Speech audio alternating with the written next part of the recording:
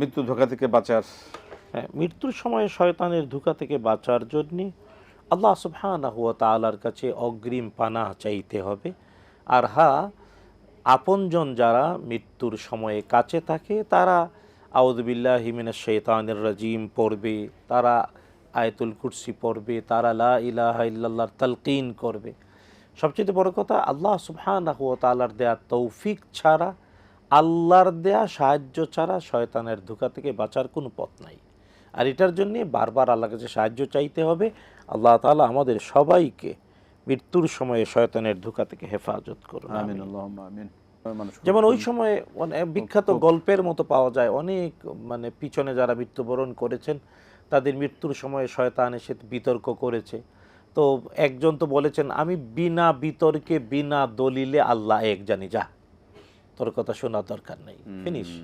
এই জন্য ইমানের উপর অটল থাকা, ইস্তেকামাত থাকা আর কি। এবং আল্লাহ তাআলা বলছেন কোরআনে কারীমে, ইন্নাল্লাযীনা ক্বালু রাব্বুনাল্লাহু সুম্মা ইসতাকামু, ইস্তেকামাত। তাই বেঁচে থাকা অবস্থায় সত্যের উপরে অটল থাকার অভ্যাস যার আছে, মৃত্যুর মুহূর্তেও রহমতের ফেরেশতা এসে তাকে শয়তান যাতে কাছে না আসতে পারে গার্ড দেন, এবং আল্লাহ তাকে ইস্তেকামাতের বিনিময়ে ওই মৃত্যুর সময়ও ইস্তেকামাত দান করেন।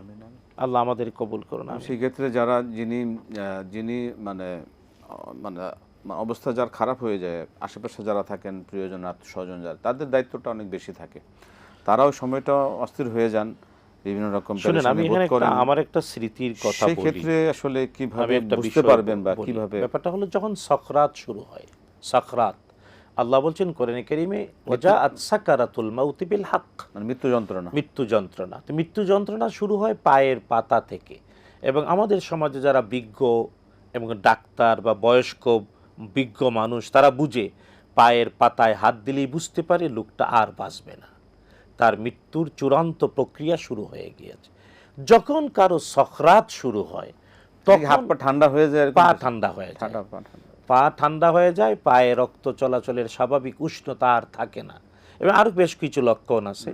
তো এটা ডাক্তাররা বুঝতে পারেন, অভিজ্ঞ মানুষেরা বুঝতে পারেন, এবং কোরআন এবং সুন্নাহর ওই সাকারাত বা সাকরাত বা চূড়ান্ত মৃত্যুর প্রক্রিয়া এটা যখন শুরু হয়ে যায়, তখন ব্যক্তিকে বারবার লা ইলাহা ইল্লাল্লাহ শোনানো, বলা যাবে না বলো, বরং বারবার তার কানের কাছে লা ইলাহা ইল্লাল্লাহ, লা ইলাহা ইল্লাল্লাহ, লা ইলাহা ইল্লাল্লাহ, অথবা কোরআন তেলাওয়াত, এগুলা করতে হবে।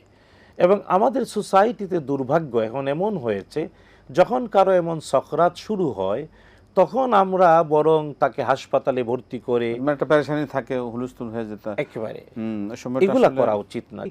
আপনার আমার আত্মীয় স্বজন আপনজন যখন তার সাকরাত শুরু, আমরা কি কালিমার তানকিন করি, নাকি ওই যে শোনা যায় অনেক হাসপাতাল আজকালে তো মানুষ না কসাই না ডাকাত, কি বলবো, যে অযথাই আইসিইউতে রেখে দেয়, অযথাই সিসিইউতে রেখে দেয়, এবং দীর্ঘ বিল করার জন্য। এগুলো তো অভিযোগ, কখন মারা যায় জানেও না, কখন মারা যায় আত্মীয় স্বজন, মানে আইসিইউতে না মানে হলো তো একদম শেষ মুহূর্তে, সুতরাং তার শেষ সময়টা একদম আল্লাহ থেকে এক দূরে সরে যায়।